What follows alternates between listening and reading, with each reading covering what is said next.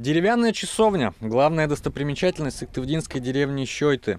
Ее построили где-то на переломе 19 и 20 века. Осветили в честь патриарха Иерусалимского Модеста.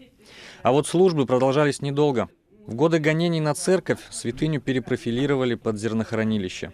И очень много этих икон тоже так в кучу сложили и хотели поджечь.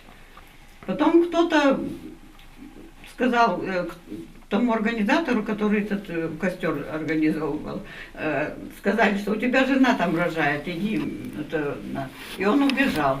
И он, когда побежал, все жители взяли себе по иконе и растащили по домам. В 91-м местные часовню решили восстановить всем миром. Средств у деревенских, конечно, было немного. Тогда и появилась идея зарабатывать на туристах, чтобы уже с их помощью продолжить работы. Здесь поселились первые жители на территории Сыктывдинского района. Впрочем, первая точка маршрута «Парное молоко» не Щойты, а соседнее село Озел. Ему в этом году исполняется 340 лет. Об истории населенного пункта туристам готовы рассказывать в местной библиотеке. Здесь собраны предметы быта и памятные вещи, когда-то принадлежавшие сельчанам. К слову, местные краеведы до сих пор ведут исследовательскую работу, буквально по крупицам собирая факты из истории своей малой родины. А вот и сама Щойты расположилась на холме, так что с окраин открывается захватывающий вид. Здесь гостей встречает Ольга Беляева, председатель местного ТОСа. Именно ей принадлежит идея создания турмаршрута. Я не знаю, с чего это началось, этот туристический маршрут. Думаю, что это, никто не знает про нашу деревню, давай-ка мы что-нибудь организуем. И я тут услышала, что какие-то экскурсии могут проводить. Ага, и начала на эту тему работать. Часовня первый и, наверное, главный пункт деревенской части турмаршрута. После гостям предлагают пройти в дом, выпить чая или того самого парного молока.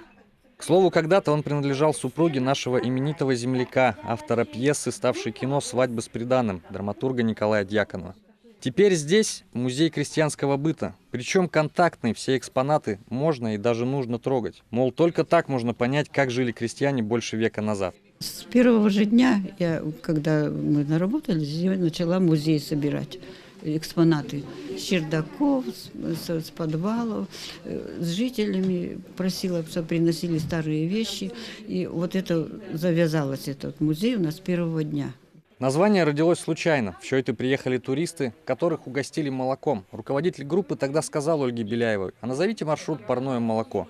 Так и сделали. Сегодня этот проект агротуризма обладатель множества грантов. Организаторы признаются, работы предстоит много, но им все по силам. В планах мастер-классы, прогулки по местным красотам, установка дорожных указателей, разработка сувениров.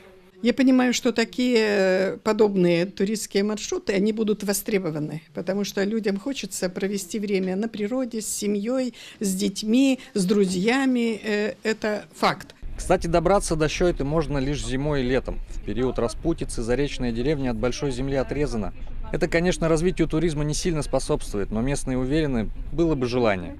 Их усилия оценили и зарубежные гости. Недавно приезжали гости из Японии.